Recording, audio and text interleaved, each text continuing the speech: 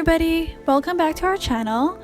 Our mission is to make education more accessible, and that means not just school subjects, but the real-world skills you need to succeed. Today, we're teaching a skill you'll use from the classroom to the boardroom: how to write a professional email to teachers, professors, and internship coordinators. Have you ever sent an email like one of these and gotten no reply? Maybe the entire email was just a subject line, "Help," or the overly casual, "Hey prof, did I miss anything important?" Or the straight up demand, "I need a letter of rec by tomorrow, thanks." If you've ever wondered why you didn't get a response, it's often not what you're asking, it's how you're asked. Today, we're learning the art of the professional email so you can get the answers and opportunities you're looking for. So why does this even matter? First, your email is often the first impression you make. A good email shows you're professional, respectful, and detail-oriented. Second, it's about respect for their time. Teachers and managers are incredibly busy. A well-structured email is easy to read and respond to, which makes them more likely to help you. And finally, writing professional emails is a life skill. This applies to professors, internship coordinators, bosses, mentors, and future colleagues. So in this video, we're going to break down exactly what a professional email should look like, a blueprint you can use to write emails that are so good they can impress a CEO. So let's break down the parts of an email into digestible chunks. Number 1, we'll look at the subject line. Then we'll move on to the salutation. Number 3, the body. And lastly, the closing of an email. Let's get started. Let's start with the subject line. Its purpose is to be specific and searchable. You shouldn't write things like question, help, or even leave it blank. A great formula to use is specific context, then your name, and course number if applicable. Here are some examples. So first we can do question about essay topic, John Smith, English 103. Or meeting request to discuss internship details, Jane Doe. Or absence notification for October 5th, Alex Smith, Social Studies 30-2. Now, the salutation or the greeting. The rule here is to always keep it formal. Never use hey or hiya or anything like slang-like. Your safe bets are examples like dear professor and their last name. Or if they have a PhD, use doctor. Or dear Mr. or Miss or Mrs. and their last name.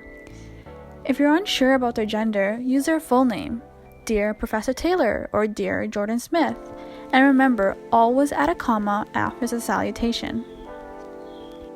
The comma's purpose is to indicate a pause and to separate the name from the rest of the email. Now let's move on to the body of your email. This is a main event. The body of your email should have 4 key parts. 1. The introduction and context. Who are you? Number 2. The ask. What do you need? You need to be specific. Number 3. The proof. Show that you've done your homework. And 4. The call to action. What should they do? So let's start with the introduction. You can start with an example such as, my name is, you can put your name, and I'm a student in your course name and details, so the day you meet and the specific course number as well.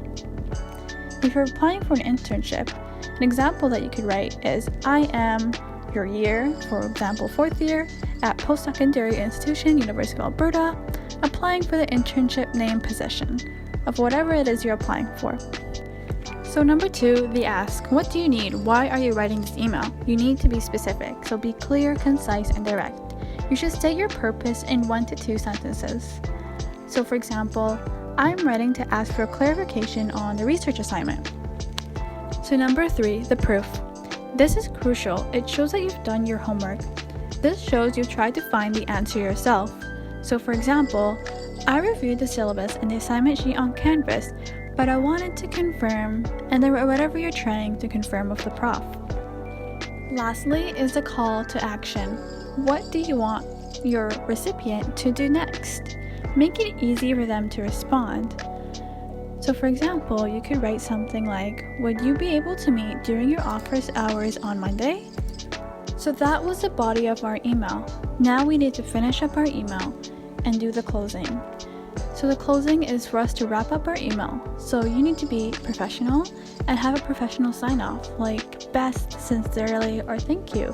Then you can add your signature, your full name, your student ID, if it's a course question, your major, your year, or your phone number, which is optional and could be used and helpful for internships.